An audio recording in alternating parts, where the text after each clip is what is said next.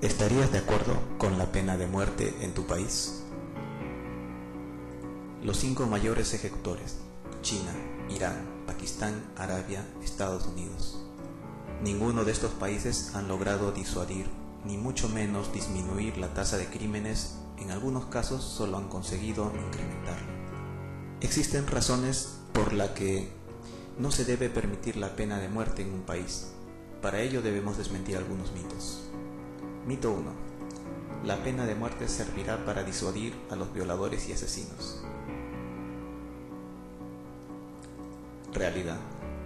Las autoridades de la lucha contra el crimen afirman que tras la ejecución de uno de sus miembros, este es asumido como mártir, por lo que también se incrementan las represalias, continuando el ciclo de violencia. Mito 2. Las personas ejecutadas eran culpables. Realidad. En todo el mundo, cientos de presos son ejecutados tras juicios injustos, consecuencia de confesiones obtenidas bajo tortura, presión, denegación de un abogado y una indebida representación legal. Mito 3. En el Perú no se cometerán estos errores. Realidad. De aprobarse la pena de muerte en el Perú, esta también podría ser utilizada con fines personales, por falsos demandantes motivados por razones de venganzas personales.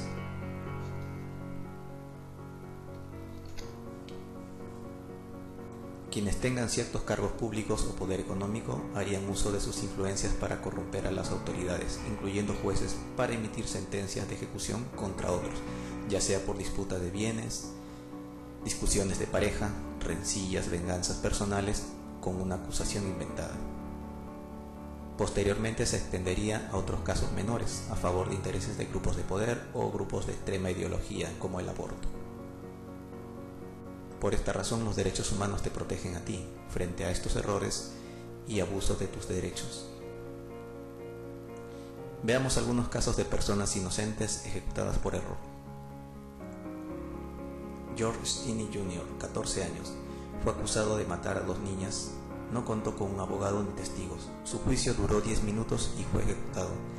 70 años después, la justicia lo declaró inocente. Cameron Willingham fue acusado de matar a sus hijas y quemar su casa mientras dormía. Fue el único que logró salvarse, pero la policía lo acusó de asesinato, pese a que se declaraba inocente, y fue ejecutado. Pero la ciencia acabó revelando su inocencia. Fue un incendio casual. John Ray Connor fue acusado de asesinato de una empleada de una tienda durante un atraco. Varios testigos lo señalaron como el asesino. Fue ejecutado por inyección letal, tras descubrirse su inocencia, ya que era un discapacitado. La Unión Europea se implicó en el asunto enviando una carta al gobernador Rick Perry pidiéndole perdón. Connor se convirtió en la víctima tejano número 400. Lena Blaker se la acusó de asesinato de su jefe. Los jueces no vieron que en realidad actuó en defensa propia, pues su jefe la había encerrado y amenazado con una pistola.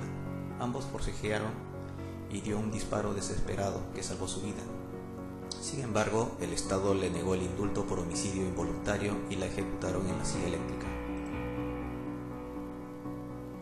Ahora veamos algunos casos de personas inocentes enviadas a la cárcel por falsos demandantes de violación. Silvia Reina acusó a su expareja, el taxista Luis Pastor, por violación. Posteriormente se retractó y dijo: "Lo hice por despecho". John El Bueno Ponce fue acusado por Elba Nazario en el año 2001 de haberla violado. 13 años después se arrepiente y asegura que es inocente. Su padre la obligó a acusarlo de haber abusado de ella, porque tenía una profunda enemistad debido a un lío de tierras. John Elmer Mamani fue denunciado por su enamorada de haberla violado. Sin embargo, los exámenes que se le realizó a la menor se comprobó que no hubo ninguna violación y fue liberado, pero su imagen quedó dañada. Rodrigo Saavedra pasó 4 años en la cárcel tras haber sido acusado de violar a su propia hija en el 2011. Recuperó su libertad luego de que ella confesara que todo había sido una mentira y que fue manipulada por su madre para calumniarlo.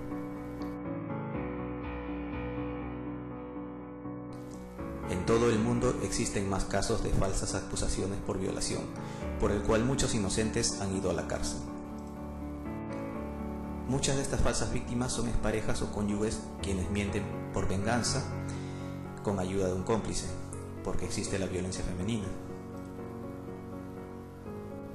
Sin embargo, los profesionales en medicina legal en algunos países sostienen que 2 de cada 3 denuncias por violación son falsas. En el 2018, de 144 denuncias, solo 44 eran ciertas. Durante el gobierno de Velasco se aplicó la pena de muerte en el Perú, sin embargo se cometieron errores ejecutando inocentes. El caso más famoso fue el de Jorge Villanueva Torres, el monstruo de Armendáriz, a quien se le condenó por supuesta violación y asesinato de un niño de 3 años. Las investigaciones no encontraron evidencia de violación ni asesinato, sino de atropello, y el falso testimonio de un turronero y la presión de la sociedad que exigía justicia. Por estas razones, en muchos países se fue aboliendo la pena de muerte de manera gradual, porque se cometieron excesos, porque no sirve para disuadir a los criminales, porque no ha logrado reducir los crímenes, porque no garantiza la seguridad de las personas ante una falsa denuncia. Hoy en día muchos políticos y candidatos, sabiendo acerca de lo inconveniente que resulta aplicar la pena de muerte, utilizan esto como tema para captar la simpatía de la población, con fines proselitistas o ideológicos. Por esta razón, la pena de muerte no traerá justicia ni cambio alguno, solo para satisfacer deseos personales de venganza.